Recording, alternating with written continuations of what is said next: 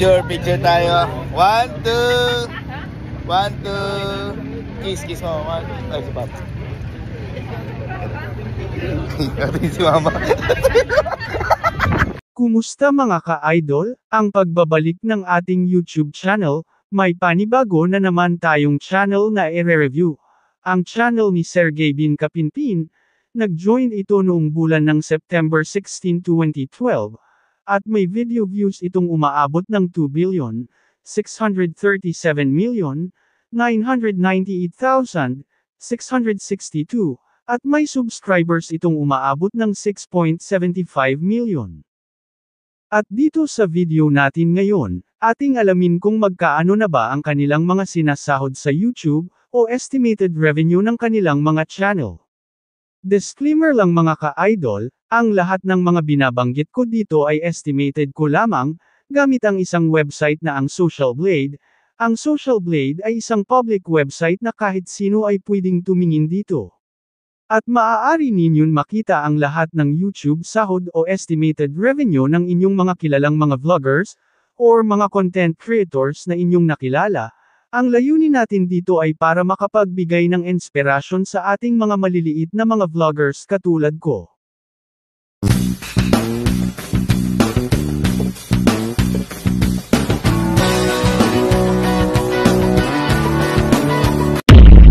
At kung may kakilala kayong mga vloggers na gusto ninyong malaman ang kanilang mga YouTube sahod, o gusto ninyong i-review ang kanilang mga channel, comment ninyo dyan sa baba, at ating gagawan ng video, katulad nito.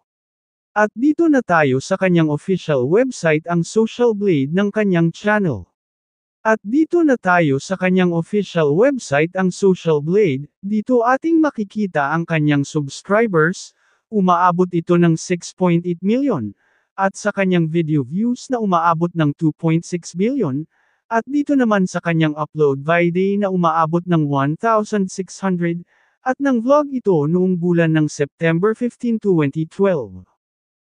At dito naman sa kanyang grade bay, at dito sa kanyang Social Blade rank, pang 10,766, at dito naman sa kanyang subscribers rank. Pang 727 po ito, at dito naman sa kanyang video views rank, pang 5,538 po ito. At sa kanyang Philippines rank naman, pang 31 po ito. At dito sa kanyang entertainment rank, pang 524 po ang kanyang channel.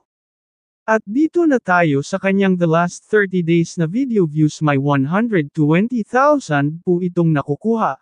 At dito naman sa kanyang the last 30 days na subscribers, may nakukuha itong 77 million. At dito na tayo sa kanyang daily channel metrics, dito ating makikita ang kanyang video views na nakadagdag, at subscribers na mga nakadagdag, at dito na rin sa kanyang monthly estimated earning na ating makikita dito. At diretso na tayo sa kanyang daily average at sa weekly average, at sa kanyang monthly estimated revenue, umpisahan natin sa daily average. Sa lowest may nakukuha itong $642. Kung ating ipalit sa piso, may 35,952 pesos itong nakukuha. At dito naman sa kanyang highest estimated earnings, may nakukuha itong $10,000. Kung ating ipalit sa peso, may 560,000 pesos itong nakukuha.